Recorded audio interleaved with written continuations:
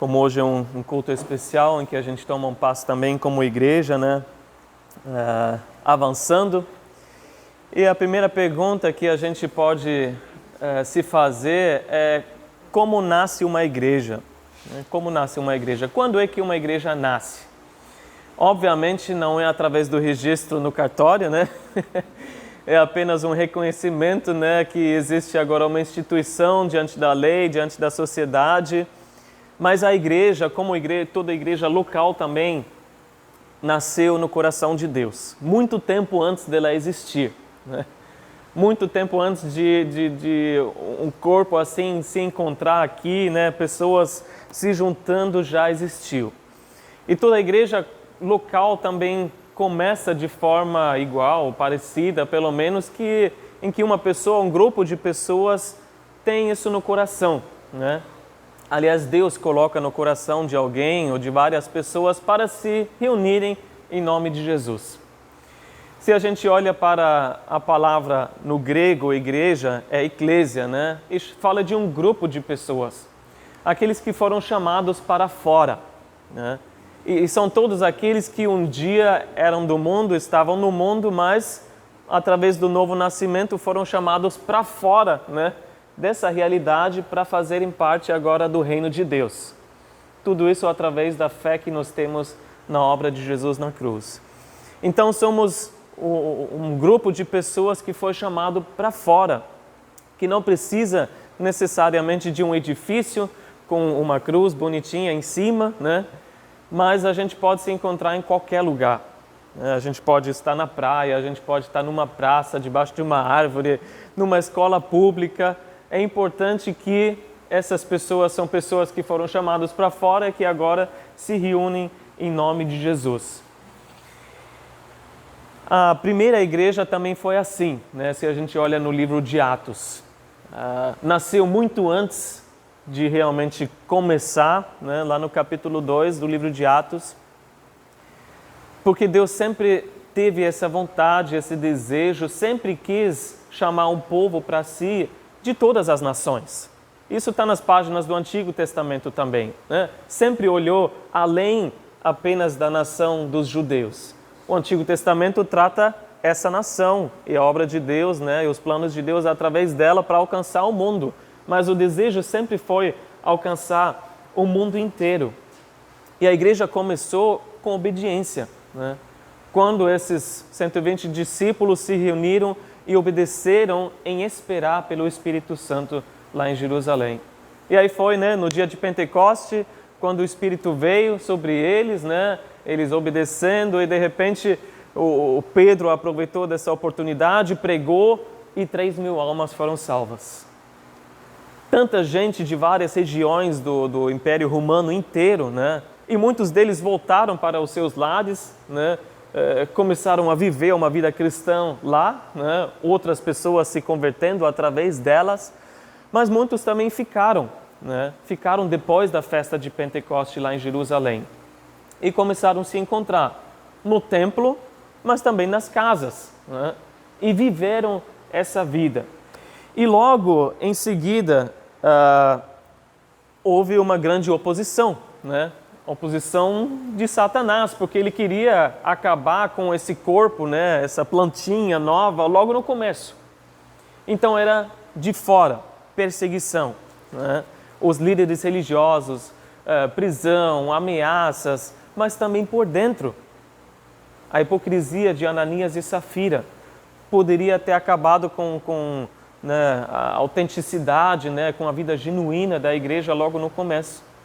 E aí a gente chega no capítulo 6 e aí fala de uma dissensão que tinha o potencial de se tornar uma divisão logo no começo. Mas a gente vai ver nesse capítulo 6 de Atos como os responsáveis lidaram com a situação e como uma nova estrutura ajudou eles a avançarem em comunhão e no conjunto. E a gente vai tirar algumas aplicações para nós hoje, o momento que a gente vive como igreja também. A gente vai ver os primeiros 7 versículos, mas vamos ler o primeiro, versículo 1 de Atos capítulo 6. Naqueles dias, crescendo o número de discípulos, os judeus de fala grega entre eles queixaram-se dos judeus de fala hebraica, porque suas viúvas estavam sendo esquecidas na distribuição diária de alimento. Então, naqueles primeiros dias, meses e anos, a gente pode incluir, estava crescendo o número de discípulos. A igreja estava crescendo porque estavam fazendo exatamente o que Deus queria, né? Logo depois da pregação de Pedro, no capítulo 2 de Atos, a gente lê como a igreja vivia. No capítulo 2, versículo 42, o que Deus queria que eles fizessem. Eles se dedicavam a 4 pilares da igreja. Ao ensino dos apóstolos, eles se dedicavam à comunhão, ao partir do pão e às orações. E por isso, mais tarde, a gente vê no mesmo capítulo 2 que Deus estava dando crescimento por causa disso, né? Todo dia Ele estava acrescentando aqueles que iam sendo salvos. Então a igreja estava crescendo, porque eles estavam fazendo o que Jesus queria. E Jesus falou, na verdade, nos evangelhos, eu vou edificar a minha igreja. A igreja é minha. Se vocês fazem o que eu entendo com a igreja, se vocês seguem esse meu plano, eu vou acrescentar aqueles que eu quero, aqueles que vão ser salvos. Mas tinha cada vez mais pessoas, e mais pessoas também quer dizer mais necessidades.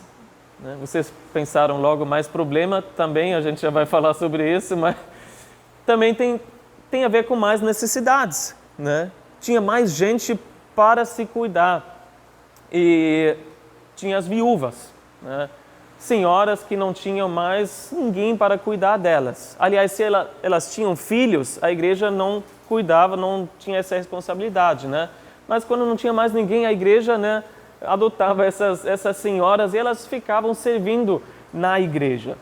Então existia esse ministério prático de cuidar das viúvas. Quer dizer que existia um certo tipo de organização, porque sem organização não teria essa distribuição. Porque no final, quem ia comprar, preparar e distribuir as coisas? Isso já é um pouco contra qualquer pessoa que pensa que não pode ter nenhum tipo de organização na igreja, Precisa existir para que as coisas possam fluir. E naturalmente, todo ser humano tem um certo receio quando vem alguma mudança, quando vem uma nova estrutura, E na igreja não é diferente. Numa empresa é assim, tem alguma coisa nova. Numa igreja também é assim, tem um certo receio. Mas a gente precisa da estrutura, eu até diria por causa da estrutura da organização que já existia e que ainda havia de existir, tinha crescimento. Porque precisa de uma organização adequada na medida em que a igreja cresce. É como roupa de bebê, Roupa de bebê, logo, logo você vai trocar, porque o bebê cresce tão rápido no começo, E a roupa de bebê não vai caber na criança, e muito menos no adolescente. Agora, existem igrejas que tentam pôr a roupa de bebê, aquela estrutura que tinha lá nos primeiros dias, num adolescente, E não vai dar certo. E assim, a organização na época até ajudou, a criar espaço para o crescimento. Mas mais pessoas, e vamos voltar ao pensamento inicial de vocês, também quer dizer mais problemas, Porque pessoas são pessoas em todo lugar, em todo país. Cristãos são pessoas, São pecadores salvos pela graça. São pessoas que ainda lutam todo dia com o pecado. São pessoas que não são apenas capazes, mas que acabam pecando, mesmo não querendo ainda. E a igreja, assim, se torna um hospital, Um hospital onde todo mundo está sendo tratado. Não importa quanto tempo você já está na igreja, você ainda está sendo tratado. A única diferença é que chegam alguns que são mais novas no hospital e outros que já estão em tratamento mais tempo. Acabam conhecendo, o médico principal, e as outras pessoas nas alas. Mas essa é a única diferença. As igrejas sempre têm as pessoas dos mais diversos contextos. E sempre foi assim, porque todos são bem-vindos, né? Qual a igreja que fala, não, a gente só quer universitário, né? A gente fecha as portas para os idosos. Não existe igreja assim, né? Todos são bem-vindos, todos podem fazer parte. E isso já era assim na igreja primitiva. Não existia lugar na época onde o escravo sentava do lado do seu senhor no mesmo banco, lado ao lado. E onde existe lugar hoje como igreja, onde todas as pessoas, né, de todas as classes sociais, de todas as gerações, com todos os gostos estão juntos. É só na igreja. É um lugar onde estão pessoas que não se associariam de outra forma se estivessem no mundo, né? Não, teria o canto, né, dos palmeirenses e dos corinthians e sei lá o que, tudo mais, né? Mas aqui não importa, né, o seu gosto de música, seu gosto de comida, de esporte, todo mundo pode estar junto, porque a gente tem algo muito mais que nos une, que é o sangue de Jesus, que é o nosso relacionamento com Ele. E aí na época, então, tinha também pessoas diferentes que eram os judeus e os helenistas, né? Aqueles de fala grega e aqueles de fala hebraica ou aramaica. Todos judeus, né, de origem judeus, mas com um contexto cultural diferente. Os judeus, ou de fala, né, de hebraica, eles eram judeus da Judeia, né, da região, né, muitos lá da região mesmo de Jerusalém, que cresceram na cultura judia, né? Com o jeito de comer, né? O jeito de tudo conforme a lei de Moisés. E falavam aramaico como Jesus na época. Os helenistas, ou de fala grega, eles eram de várias regiões do mundo inteiro, né? Do Império Romano na época. Tinha como língua materna o grego e cresceram num ambiente diferente, com a cultura grega. E naturalmente já existia uma certa rixa entre os dois grupos, né? Naturalmente só por causa dessas diferenças. Para simplificar um pouquinho, os judeus olhavam para os gregos, né, como cristãos de segunda classe que se corromperam um pouco com essa cultura, né? Eles eram os mais puros, os mais verdadeiros, porque no final eram, né, da terra de Jesus, né, e sempre seguiam a lei também. E assim foi principalmente no começo. Enquanto, para o outro lado, os gregos olhavam para os judeus e falavam, nossa, eles são meio soberbos, né? Eles não são tão cultos e abertos quanto a gente. Né? Eles são tão rígidos, a gente não precisa mais tanto a lei de Moisés para seguir Jesus. E posteriormente tinha, né, mais problemas por causa desse assunto. Então já existia esse problema, só que agora todos eram cristãos, né? Não eram mais judeus, né, com a cultura judia ou com a cultura grega, eram todos cristãos. A diferença, por maior que fosse, não era mais nada comparado com aquilo que os unia nesse momento. Todos eram uma nova criação, tudo se fez novo. Mas mesmo assim existia uma certa diferença. E esse problema prático da barreira da língua. Imagina se uma parte aqui falasse só inglês e a parte só português. Tem irmãos que numa igreja assim, em Portugal, que não deve ser tão fácil, né? Você não consegue entender todos os seus irmãos dentro daquela igreja. Quando, na verdade, a igreja é sempre o reverso, né, da torre da Babilônia, né, Torre de Babel. Quando todos os povos se separavam porque não se entenderam mais. E na igreja, todos os povos agora podem se unir novamente em Jesus porque tem uma nova linguagem. A linguagem de amor que deveria prevalecer. Mas na prática ainda tem mal-entendidos, né? Na prática ainda tem, provavelmente na época tinha problemas até no aconselhamento. Quem vai aconselhar os gregos, né? Não sei quais dos apóstolos falavam, né, grego fluentemente, né? E esses problemas surgiram no dia a dia. Os líderes, aliás, os apóstolos eram predominantemente, né, todos hebreus, então com a cultura, hebreus, né, judeus com a cultura judia. E no final era a igreja em Jerusalém, na Judeia, onde se fala aramaico.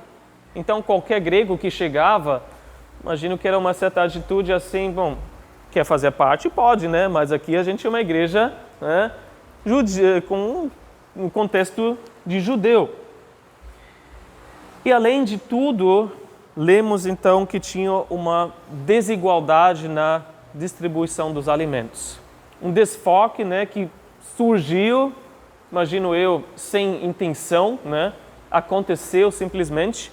Chegavam cada vez mais pessoas, né? Tem mais viúvas, a gente precisa de mais coisa. Bom, vamos continuar do jeito que a gente sempre fez. Deus vai prover, a gente ora, Deus vai multiplicar, né? Deus não vai deixar faltar. Mas de repente aquilo que estava funcionando, né, o jeito que eles fizeram, não estava dando mais certo. Porque a igreja cresceu de um jeito que não dava mais dar a mesma atenção para todos. Então algumas viúvas eram esquecidas. E todo crescimento traz, né, necessidades de adaptação, de mudança, de novas estruturas, como se fossem as dores de crescimento, né? E algumas pessoas falam, eu tenho receio disso, né? Não sei se eu vou, né, dar esse passo. Cada um tem a sua preferência também. Né? Tem pessoas que falam a igreja não deveria ter mais do que 50 pessoas. Né? É ideal porque a gente se conhece, né? Uma família. Mas o que você faz se Deus quer adicionar mais pessoas? Vai fechar a porta e falar, 51 não dá mais. Vai até outra esquina e procura outra igreja. O pastor que começou o movimento da Calvary, né, ele achava que 200 pessoas era o limite. 200 é bom porque ainda dá para, né, administrar todos, dá para conhecer todos. E Deus acrescentou na época dos hippies, né, dos Jesus People, e ficou, sei lá, uns 10 mil, né, umas 10 mil pessoas.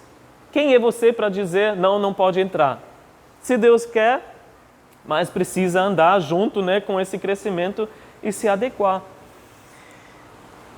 E no começo, então, despercebido pela liderança, por um momento assim, gerou uma insatisfação, uma murmuração. E murmuração nunca é boa, né? Principalmente é péssima quando é feita para as pessoas que não fazem parte do problema ou para pessoas que não podem fazer parte da solução. E o que eles fizeram? Falaram só entre si, né? É sempre péssimo quando começa uma fogueira assim, um fogo que se espalha, né? Porque você não está falando com alguém que pode ajudar, que pode solucionar o problema. E essa tensão, então, já pré-existente que a gente falou, né, aumentou ao ponto de ter uma dissensão. E isso tinha potencial de ter uma divisão, se não tivesse sido lidado pela liderança. E por todos, inclusive. E a gente sabe que, historicamente, já houve muita divisão na igreja. Inclusive, tem pessoas que não vão para a igreja porque falam, olha, nem eles se entendem, né? Para que eu vou ali? Daqui a pouco eles vão se separar e cada um no seu canto. Poderia ter sido, mas assim que veio à superfície esse problema, eles lidaram de uma certa forma que é importante para nós olhar. Então vamos ver os versículos de 2 a 4 para ver a solução que Deus deu. Versículo 2. Por isso os 12 reuniram todos os discípulos e disseram, não é certo negligenciarmos o ministério da palavra de Deus, a fim de servir às mesas. Irmãos, escolham entre vocês 7 homens de bom testemunho, cheios do Espírito e de sabedoria. Passaremos a eles essa tarefa e nós dedicaremos à oração e ao ministério da palavra. Eles reuniram todos, em primeiro lugar. Porque não era só o problema dos helenistas e das suas viúvas, né? Vocês que resolvem, né? As suas viúvas que estão esquecidas reclamando. Não, era um corpo. Eles entenderam, se um membro sofre, todos sofrem. Então vamos reunir todos.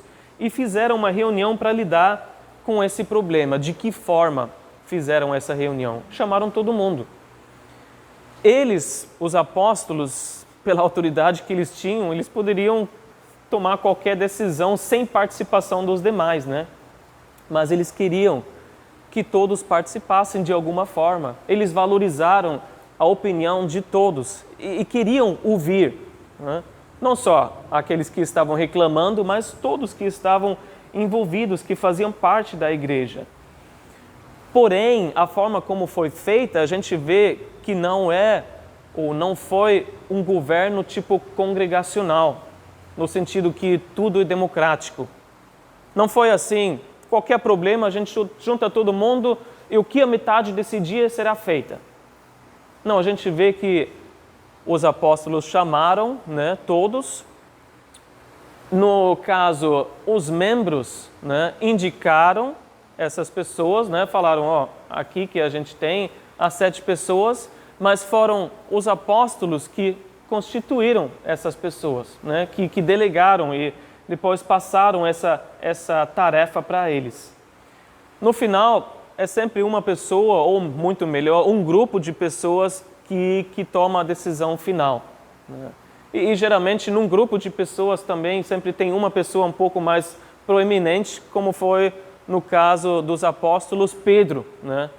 Que no começo se mostra mais proeminente, né? Com João, mas foi Pedro que pregou, foi Pedro que, né, lidou com os problemas.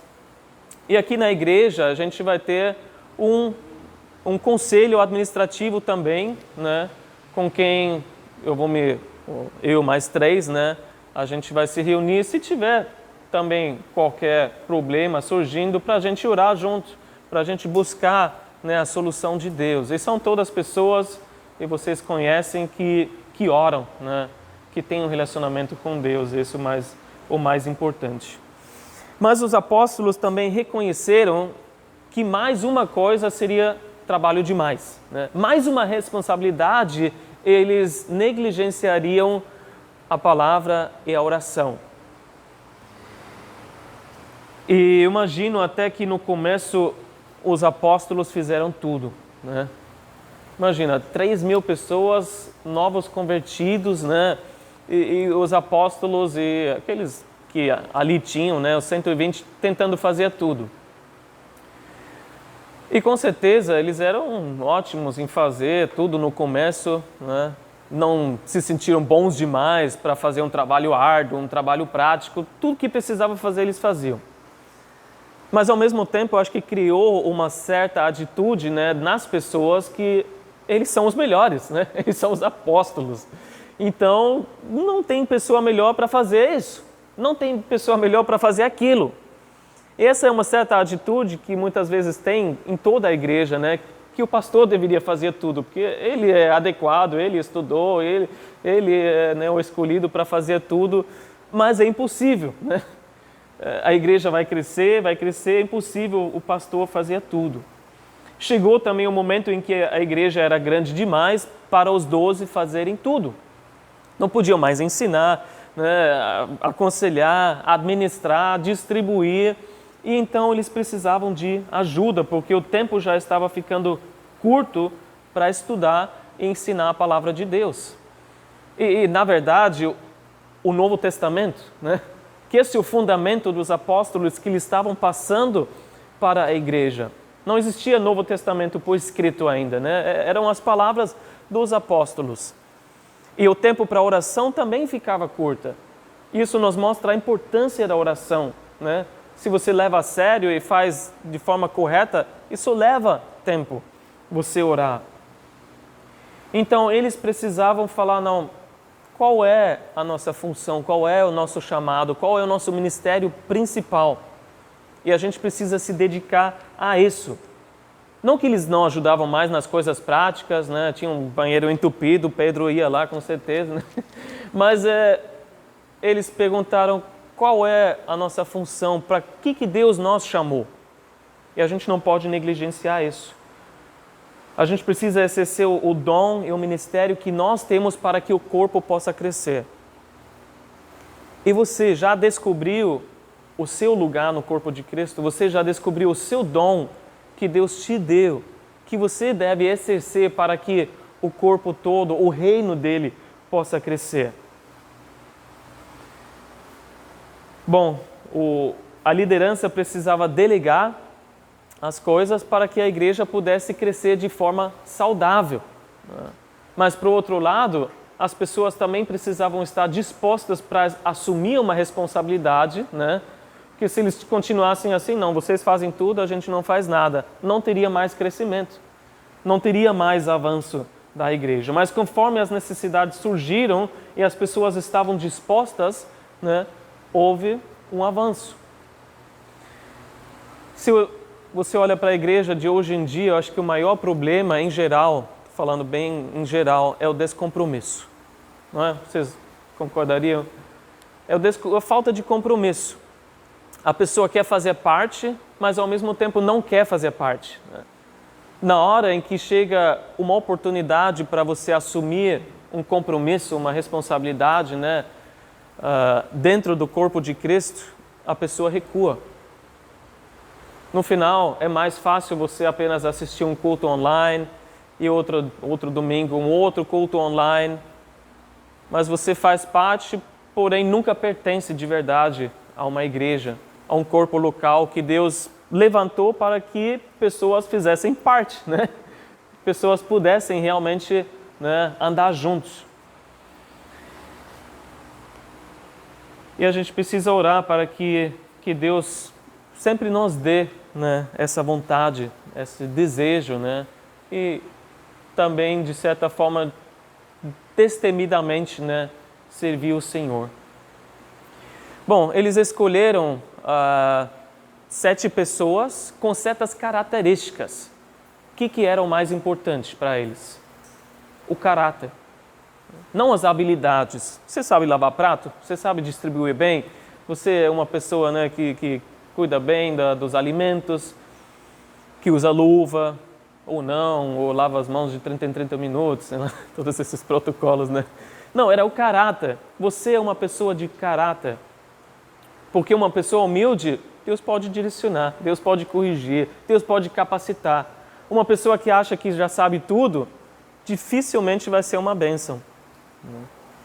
E aí foram 4 pontos de caráter, 4 características. Primeiro, teria que ser entre vocês, cristãos, né? Não um serviço terceirizado, né?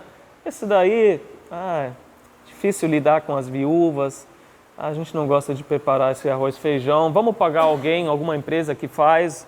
Não, pessoas entre vocês, pessoas que se sentem parte desse corpo, pessoas que tratam as pessoas como se fosse a própria família de sangue, e de verdade é a família de fé, né?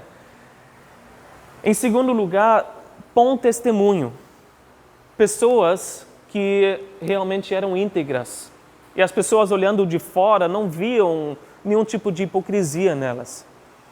Pessoas que eram maduras, né? Que em outros momentos já mostraram que eram fiéis. Não pessoas que na semana anterior tinham sido, né, convertidos, mas pessoas que já mostraram em outras oportunidades que eles eram comprometidas. Em terceiro lugar, cheios do Espírito. E aí a gente pode falar, mas era só o ministério prático, só servir, ou na verdade, em grego fala mais de cuidar das finanças, né, da administração, da distribuição, nem tanto, né, encher o prato, né, das viúvas. Mas o ministério prático não é menos espiritual do que qualquer outra coisa. A gente precisa do Espírito para tudo que a gente faz para Deus, né? E aqui a gente vai ter uma tesoureira que vai cuidar das finanças da igreja, e ela precisa do Espírito tanto quanto eu para pregar, ou para orar, ou para fazer qualquer coisa. A gente precisa do Espírito para qualquer ministério, porque só pelo Espírito a gente pode servir o Senhor da forma como agrada a Ele. Na carne a gente não pode agradar a Deus. No Espírito a gente depende dEle. Na carne a gente depende de nós mesmos. E a gente não pode depender de nós mesmos e dos nossos recursos, da nossa inteligência para fazer a obra de Deus, para servir de forma adequada. Por isso a oração deveria sempre ser: Deus, me mantenha útil no Teu reino. Me mantenha útil. para que eu não tome nenhuma glória para mim mesmo, porque aí eu vou me desqualificar. Nesse momento, não vai ser mais uma bênção. Em quarto lugar, cheios de sabedoria. Sabedoria é poder aplicar o conhecimento bíblico a qualquer situação prática. É você não ter apenas a cabeça nas nuvens, né? Sem ter os pés no chão. Você não andar por aí só pensando nas coisas espirituais, mas você não enxerga a necessidade prática que está bem na tua frente, né? Ao ponto que você não pode mais limpar um banheiro ou ajudar alguém, sei lá, a chegar na igreja, porque você está tentando conciliar a soberania de Deus com a responsabilidade do homem, né? Eu estou tentando, né? Coisa que você não consegue e você não pode levantar um dedo para ajudar. Não, sabedoria, para usar aquilo que você sabe para que seja uma bênção de forma prática também. Versículos de 5 a 6, agora a gente vai ver a eleição desses 7 homens. Tal proposta agradou a todos, versículo 5. Então escolheram Estevão, homem cheio de fé e do Espírito Santo, além de Filipe, Prócoro, Nicanor, Timon, Pármenas e Nicolau, um convertido ao judaísmo proveniente da Antioquia. Apresentaram esses homens aos apóstolos, os quais oraram e lhes impuseram as mãos. Eu diria que essa foi a primeira assembleia extraordinária, né, da igreja, em que todos se reuniram e todos estavam em favor, porque viram que, obviamente, essa solução é de Deus, é a sabedoria de Deus. Eles nomearam, então, que partiu até dos membros, né, que nomearam 7 pessoas, 7 homens, e interessante que todos esses nomes são gregos. Quer dizer, são pessoas que faziam parte daquele grupo que estava sendo esquecida.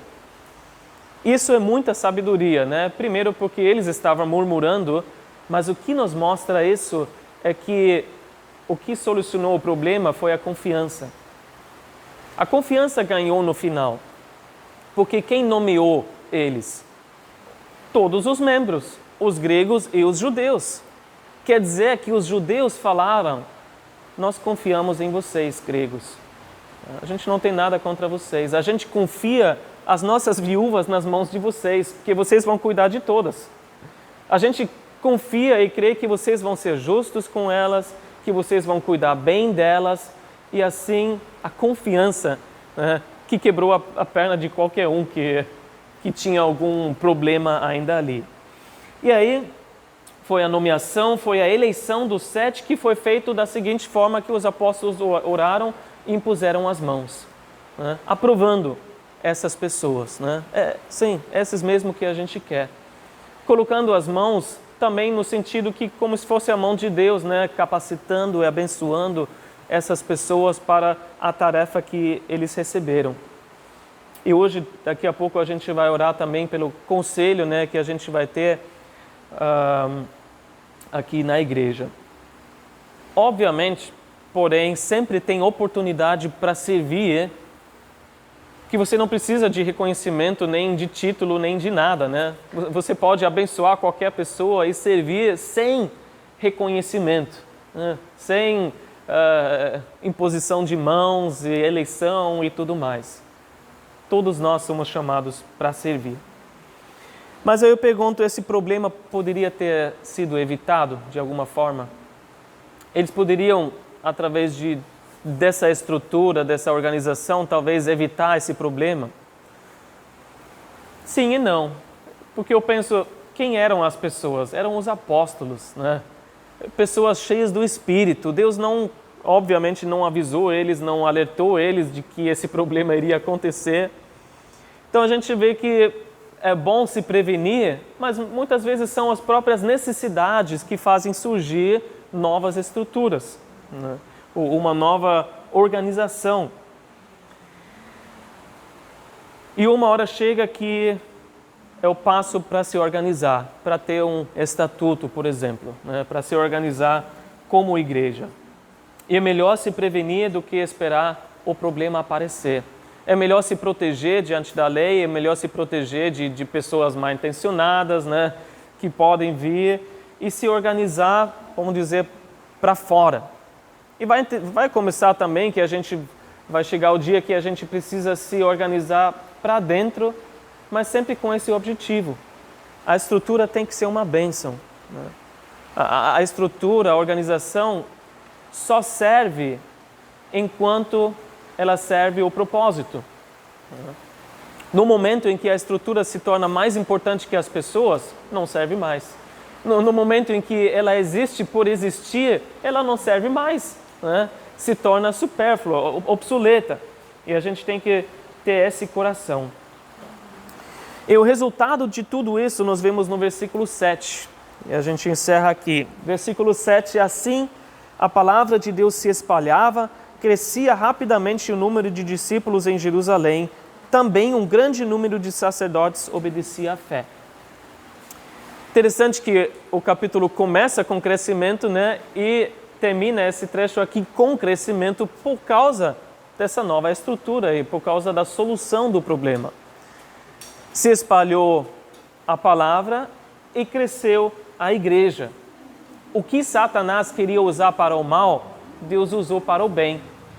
Mas, obviamente, tudo depende de como você lida com a situação, né? Se você realmente busca a solução de Deus. E aqui uma nova estrutura ajudou bastante. Isso nos mostra também que quando cada um exerce o seu dom, a igreja cresce. Os apóstolos, né, priorizaram a palavra, ensinaram a palavra, né, exerceram o seu dom, a sua função, a igreja cresceu. Porque no final todos precisam ouvir e querem ouvir a verdade. E quando a verdade de Deus é ensinada, é pregada, as pessoas vêm mais cedo ou mais tarde. Porque no mundo só há engano, só há mentira. E quando alguém ouve a verdade, mesmo que no começo não acredite, parece que ecoa no coração, tem um som diferente, né, que bate realmente com um anseio no coração de cada um. E a outra coisa que aconteceu é interessante, né, que um grande número de sacerdotes se converteu.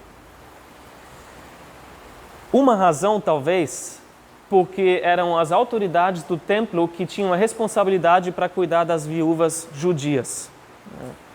E provavelmente as viúvas cristãs, que também eram judias, foram excluídas daquela distribuição, porque os apóstolos, vocês sabem, não queriam abrir mão da pregação no nome de Jesus, mesmo sendo ameaçados e tudo, né? Eles falaram, não, a gente continua. Então, tinha um certo problema com as autoridades do templo. Eu imagino até que se tornou um motivo de zombaria daquelas autoridades quando olhavam para a igreja. Olha, a igreja não consegue nem cuidar das suas próprias viúvas, né? Se tivessem ficado no nosso caminho e não no novo caminho, estariam bem cuidadas, né? Estariam no caminho certo. Mas olha que grande testemunho agora. As viúvas estavam sendo cuidadas. O problema foi solucionado, né, de forma espiritual. Estava ali uma igreja que estava vivendo a palavra de Deus. E eu imagino que isso tocou em muitos sacerdotes. Eles falaram, não, eles vivem a palavra de Deus, eles são sinceros, olha como eles cuidam uns dos outros, eu quero fazer parte do novo caminho, né? E no futuro, com certeza vai ter mais oportunidades, né, para a igreja crescer. Pode ter novas estruturas, mas elas são secundárias, né? As estruturas são secundárias. O mais importante é que tenha a palavra e que tudo é pelo Espírito Santo. É importante, então, a gente ser vasos que Deus pode encher, que Deus pode usar, para que a gente se torne uma igreja segundo o coração de Deus. Uma igreja que Ele se sente à vontade para acrescentar as pessoas que Ele quer, seguindo a sua palavra e o seu propósito para o projeto do coração dEle, que é a igreja. Amém? Vamos orar. Senhor Deus, obrigado pela Tua palavra, por nos mostrar o Teu coração para as nossas vidas, para a igreja, Senhor, para esse mundo. Nós queremos seguir esse plano, Senhor. Queremos, Senhor, com toda a sabedoria que Tu nos dás, nos organizar da melhor forma, Senhor, para estar pronto, para que quando o Senhor mandar pessoas, para quando o Senhor permitir um crescimento, Senhor, que nós estaremos prontos, Senhor, para lidar através do Teu Espírito, Senhor, com qualquer desafio que a gente tiver. E a gente ora, Senhor, por esse estatuto, Senhor, a gente se organizando para o lado de fora, Senhor, que Tu também possas nos direcionar e abençoar esse passo, Senhor, e nos dar graça, Senhor, para que a gente possa ser um bom testemunho, Senhor, possa dar bom testemunho para os de fora, Senhor, para que pessoas possam ver que existem igrejas sinceras, Senhor, igrejas, Senhor, que seguem a Tua palavra, igrejas, Senhor, que fazem, Senhor, as coisas também de forma corretas diante da lei. E nós te pedimos, Senhor, que Tu faças o resto, Senhor, alcançando os corações, acrescentando todo dia aqueles que vão sendo salvos. E obrigado, Senhor, por cada membro aqui, cada pessoa que se sente parte, que está aqui, Senhor, por uma razão que só vem do Senhor. E que Tu possa, Senhor, nos capacitar para sermos uma bênção maior ainda na vida um do outro, Senhor. E que nós possamos crescer em união, em comunhão, na Tua palavra, na Santa Ceia, no partir do pão que nós vamos ter nesse momento e nas orações. Obrigado, Senhor, pela Tua obra, em nome de Jesus. Amém.